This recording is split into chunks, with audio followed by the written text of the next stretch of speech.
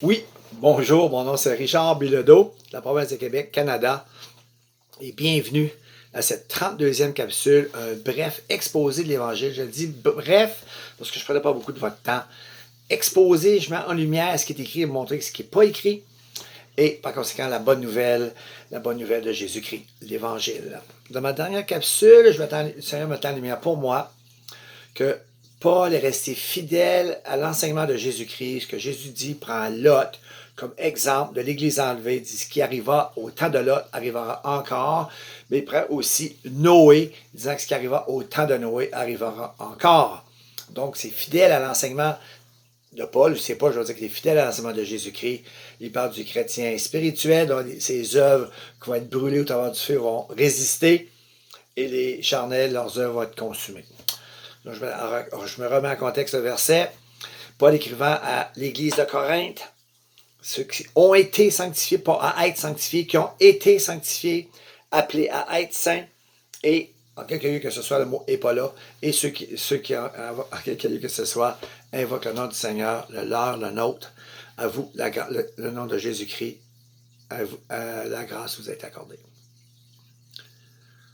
Et là, il poursuit au chapitre 3, disant, frères, vous êtes encore charnels, des enfants en Christ qui marchent selon l'homme. Mais vu que les identifie en Christ, c'est pas moi, c'est Paul. Il dit en Christ. Il est écrit quiconque est en Christ, il est une nouvelle créature et les choses anciennes sont passées. Voici toutes choses sont devenues nouvelles. Qu'est-ce que c'est en Christ? Il est écrit comme ceci dans Jean, dans son épître, chapitre 3. C'est ici ce commandement, que nous croyons au nom de son Fils Jésus-Christ et que nous nous aimions les uns les autres comme il nous l'a commandé. Ça, c'est le nouveau commandement. Et ceux qui gardent, celui qui garde ses commandements, demeure en lui. Donc, quelqu'un qui est en Christ, c'est quelqu'un qui garde ses commandements. Malgré qu'il garde ses commandements, il lui obéit à l'Évangile. Il est encore un enfant dans la foi. Il est encore charnel qui marche selon l'homme. C'est tellement définition de Lot. Parce que Lot, lorsque Dieu lui a dit, va vers les montagnes, il ne marcha pas selon Dieu, quand il marchait selon l'homme. L'homme, c'est pas Dieu, c'est pas marcher selon Dieu. Il ne marcha pas selon Dieu vers les montagnes. Il alla selon lui-même, selon lui. Il marcha pas à pas jusqu'à Tsoar. Il marcha selon l'homme qu'il est vers Tsoar. L'homme charnel, Lot. Il finit dans les montagnes, il se laisse enivrer par ses filles. Le Nouveau Testament est clair. S'enivrer, c'est une œuvre de la chair. C'est de la débauche. Il n'est pas sorti par obéissance au Sodome. Il était probablement à livrer ses filles à la débauche de Sodome. Un juste, parce qu'il est écrit là, le juste délivre le juste. Il ne faut pas périr avec les injustes. Il sait délivrer l'homme pieux de l'épreuve. Et c'est tellement comme cela que va dire en ce qui concerne les charnels qui ont bâti leur vie sur Jésus-Christ. C'est important de noter ceci. Voyez-vous que Jésus a dit, je suis le chemin, la vérité, la vie. Et personne ne vient au Père que par moi. Je suis la lumière du monde. Si Christ n'est pas ta lumière, ce n'est pas ton chemin et ta vie, ton fondement, ce n'est pas Jésus-Christ. Et par conséquent, tu ne peux bâtir quelque chose en son nom. Mais dit-il, tout ce que nous allons faire, même l'œuvre d'évangéliste, fait l'œuvre d'évangéliste, dit-il à Timothée, ce que nous prêchons, que ce soit de l'enseignement ou de l'évangile, nous serons jugés pour notre enseignement aussi, si nous avons prêché la saine doctrine ou si nous avons des erreurs de doctrine. Exemple, ceux qui disent salut sur Père, ceux qui disent salut super beau. Un des deux, c'est la transgression de la loi, il faut être conscient de ça, mais ça ne fait pas de vous des gens qui ne sont pas sauvés. Pourquoi? Ce que nous sommes sauvés sur le fondement, c'est de croire en Jésus-Christ. Toutes ces choses, je le répète souvent ce verset-là, toutes ces choses ont été écrites afin que vous croyiez que Jésus le Christ, et en croyant, reçois la vie éternelle. Tu as cru que Jésus le Christ, selon ces choses, tu l'as la vie éternelle. Donc, tu es fondé sur Jésus-Christ, mais tu fais des œuvres. Et Noé est un très bel exemple de l'homme spirituel. Il garde les deux, la même logique. Noé, Lot, l'homme spirituel, l'homme charnel. Il faut faire attention, l'homme charnel, ce n'est pas l'homme animal. L'homme animal ne veut rien savoir de Dieu. Tandis que le charnel, il est écrit, toutes ses œuvres sont consumées, mais il est sauvé. Donc, il est reçu de Dieu. Mais comme au travers du feu. L'homme charnel, ce n'est pas l'homme animal. Il faut comprendre ça. Et très belle image de Lot, très belle image de Noé, je veux dire, l'homme spirituel, sauvé, ce qui arriva au temps de Lot arrivera de même. Noé, son œuvre subsiste. Pourquoi? Parce qu'il a sauvé la semence d'Ève. il refait la population. Christ vient, écrase la tête du serpent. Ceux qui croient, j'ai dit, je leur donne la vie éternelle, quand il est écrit. La côté de mon Père, c'est que discerne et tu crois qui je suis. Je te donne la vie éternelle, puis le futur à ce que je te donne, là, c'est que je te ressusciterai. Il n'y a rien entre les deux pour dire je ne te ressusciterai pas pour la vie éternelle, comme disent les faux docteurs. Tu crois, je te donne la vie éternelle, je te ressusciterai. Un présent et un futur assuré. Telle est l'Écriture, telle est la parole de Jésus-Christ. Fondés sur Christ, mais les charnels, toutes leurs œuvres, c'est comme Lot, toutes leurs œuvres sont consumées par le feu. Lot, c'est écrit dans Genèse 13, avec Abraham, que leur richesse était si considérable, c'est immense, c'est plus que considérable, si considérable que la comté où ce qu'ils étaient n'était pas assez grand pour toutes les deux compagnies, si je peux dire ça, leurs biens. Des brebis, des troupeaux de bœufs et de brebis, des tentes et leurs ouvriers qui vivaient dans des maisons amovibles. Là, une décision sage, avec en paix, se sépare et va dans la plaine de Sodome, finit à Sodome avec tous ses biens, ses tentes, ses bergers, ses troupeaux de bœufs et de brebis. Mais lorsque le feu de soufre descend du ciel, seulement Lot, sa femme qui a perdu en chemin, et ses deux filles sont sauvées. Aucun troisième ou quatrième ange pour sauver ses biens. Tous ses biens, toute la plaine a été brûlée par le feu. Il ne reste plus rien à Lot. Il a connu ce que ça veut dire, une ruine soudaine. Il finit dans les montagnes, pauvre raide, dépossédé de tous ses biens. Comme le charnel, toutes ses œuvres sont consumées. Exact, c'est la même affaire, Lot, c'est mot pour mot, c'est ça. Mais sauvé, comme Lot, au travers du feu. Je ne comprends pas, donc, là, qu'on peut dire que les charnels ne seront pas enlevés. C'est l'enseignement de Jésus-Christ et c'est l'enseignement de Paul. Mais elle découle, je pense, d'une mauvaise compréhension que nous allons lire de Matthieu 25. Retenez, c'est facile. Matthieu 25, la parabole des 10 vierges. La parabole des 10 vierges, Matthieu 25. Et voici ce qu'il est écrit. Jésus dit, « Alors le royaume des cieux sera semblable à 10 vierges qui, ayant pris leur lampe, allèrent à la rencontre de l'époux. 5 d'entre elles étaient folles, 5 sages.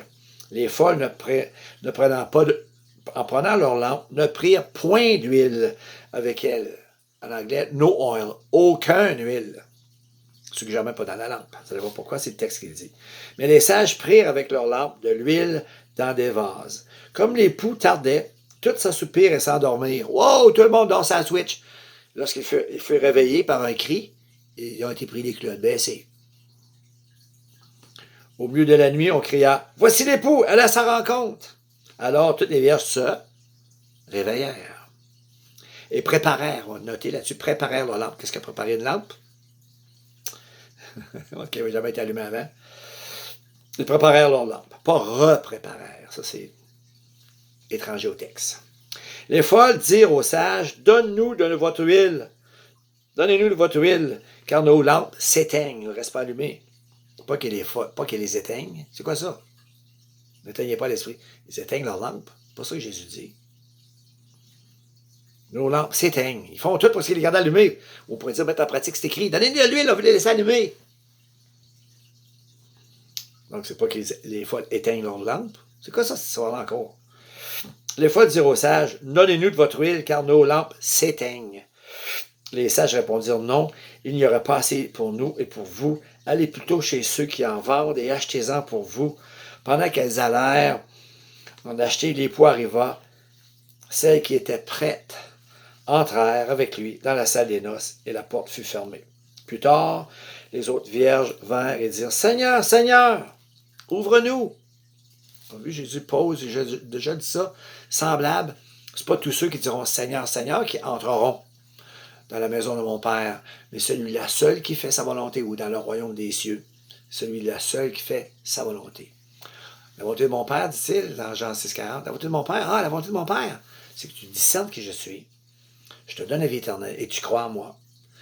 Je te donne la vie éternelle et je te ressusciterai. Regardez le présent, je te donne la vie éternelle, puis sois sûr et certain, je te ressusciterai. Une promesse de maintenant, c'est ce qui sera plus tard. Ce qui a été est ce qui sera. Sauvé, tu l'as encore. Tu le restes et tu le demeures. On existe une fausse doctrine. Hey, Jésus vient de le dire, là. Je te donne la vie éternelle et le futur à cela. Sois sûr et certain, je te ressusciterai. Mais il répondit, je vous le dis, et là, il dit, Seigneur, Seigneur, laisse-nous entrer. Excusez-moi, ouvre-nous. Mais il répondit, je vous le dis en vérité, je ne vous connais pas. La parabole des que les folles éteignent leur lampe, ils éteignent l'esprit. Il dit, parce que c'est les vierges qui ne connaissent pas Jésus. Quoi? Il dit Jésus encore, qu'est-ce que c'est ça? C'est pas ça que je dis. J'ai pas dit qu'elles ne me connaissent pas. J'ai dit, moi, je ne les connais pas. En vérité, je ne vous connais pas. Nous allons voir ça dans la prochaine capsule. Aujourd'hui, une anecdote. La lampe. Qu'est-ce que la lampe? Parce que toutes ces vierges-là ont une lampe. La lampe. Il est écrit ici, en ce qui concerne la Bible, il est écrit dans le psaume 119, verset 130, « Ta parole est une lampe, une lumière sur mon sentier. » Donc, c'est du monde qui a la lampe. Je rencontre il y a un jour les témoins de Jéhovah. C'est un restaurant. Je me présente, je veux savoir qu'est-ce que l'huile chez les témoins de Jéhovah, et ils me disent, ah, ça c'est facile, l'huile c'est le Saint-Esprit. Jésus a été oint pour proclamer l'Évangile. Moi, je savais que c'est écrit dans 1 Jean 2 que par le Saint-Esprit, nous avons reçu l'onction qui nous enseigne toutes choses. Donc, l'onction, c'est le Saint-Esprit. Je suis d'accord avec vous. L'huile représente le Saint-Esprit. Là, je leur pose une deuxième question. Attendez-vous le retour de Jésus-Christ? Ils me disent oui. Bien plus, nous prêchons son retour et nous veillons pour voir quand il va venir. On regarde les événements de la lumière de la Bible. Là, je leur pose cette troisième question. Avez-vous le Saint-Esprit? Ils disent non. Il n'y a pas un seul témoin de Jéhovah qui a le Saint-Esprit. Il dit, seulement ceux qui sont à la tour de garde, depuis que ça existe, les témoins de Jéhovah qui ont le Saint-Esprit, ça n'existe pas, sauf ceux qui dirigent la tour de garde. Donc, j'ai dit, vous attendez le Seigneur, vous n'avez pas le Saint-Esprit? Je dis, on attend le Seigneur, on n'a pas le Saint-Esprit. Je voulais juste leur dire que l'huile, le Saint-Esprit, c'est l'huile. Mais ils n'ont pas fait la liaison, je pense, parce que je partageais ça avec un pasteur. Je lui avais dit, j'ai l'explication de la parabole des 10 vierges. Ça parle des sauvés, des non-sauvés. Il m'écoute, j'ai dit, j'aurais demandé si le Saint-Esprit, l'huile, ça représente le Saint-Esprit. Ils m'ont dit oui. Toi? Il dit oui, je comprends ça. L'huile, ça représente le Saint-Esprit, entre autres. J'ai dit OK. Et je lui ai dit, je leur ai demandé s'ils attendaient le retour du Seigneur. Ils m'ont dit oui. Plus, ils prêchent son retour et ils veillent. Mais confesse, nous attendons son retour et nous n'avons pas le Saint-Esprit. Il dit, je ne comprends pas ce qu'a le rapport avec les 10 vierges. J'abrège. Il dit qu'ils attendent le Seigneur, puis qu'ils n'ont pas le Saint-Esprit. Moi, je comprends qu'ils n'ont pas le Saint-Esprit, là. Je comprends qu'ils l'attendent. C'est quoi le rapport avec les 10 vierges? Je lui dis, gars, ils attendent le Seigneur, puis ils confessent qu'ils n'ont pas l'huile. Parce que l'huile, c'est le Saint-Esprit. Là, ils comprennent tout d'un coup. Il faut que je sois explicite. Là, j'ai compris qu'ils n'ont pas compris. Si lui, après 3 reprises, il n'a pas compris que l'huile, c'est une représentation du Saint-Esprit, puis qu'ils n'ont pas le Saint-Esprit, ça dit qu'ils n'ont pas d'huile. Donc, ils confessent, on attend le Seigneur, puis on n'a pas d'huile. Puis ils ont la lampe. Je parle des catholiques, quelqu'un qui m'a skypé, je suis rendu dans le sujet, voir ce qu'il pensait. Oui, c'est vrai, les catholiques, ouais, je suis d'accord avec toi dans un sens, mais j'ai dit, regarde les catholiques. OK, c'est vrai, les biscoups, les charismatiques, les cursilos, ça étudie la Bible, ils savent que Jésus va revenir, ils en parlent qu'il va revenir, ils attendent, ils surveillent les événements parce qu'eux commencent à lire l'Écriture, et on leur demande sur le Saint-Esprit, puis ils disent, on l'espère, parce qu'on a été baptisés, on est supposé de l'avoir, l'Église, on espère qu'elle ne nous a pas trompés, puis on a été confirmés. On a sûrement le Saint-Esprit. Ah, vous ne le savez pas? Non. Vous attendez le Seigneur, puis vous ne savez pas si vous avez le Saint-Esprit. Il y a un autre gang qui n'est pas trop wise, pas trop sage. Parce que quand tu l'as, je vous ai écrit ces choses, vous le sachez, vous l'avez, la vie éternelle. Quand on l'a, on sait qu'on l'a. Ils ne le savent pas. Ils attendent le Saint-Esprit, puis eux ne savent pas sur l'huile. L'autre, ils confessent, on attend le Seigneur, puis on n'a pas d'huile. J'écoutais un juif messianique. Il y a beaucoup de choses à dire, mais je vais me couper à là. J'écoutais un juif messianique. C'est quoi ça? C'est un juif qui croit que Jésus est le Fils de Dieu, leur Meshna, le Messie. Il dit, chez l'Église des gentils, parlant en anglais, de Gentiles, je comprends, c'est bizarre à comprendre, j'ai la misère à comprendre cette parabole-là, tellement simple et claire. Il y a une compréhension juive dans l'Ancien Testament. Là.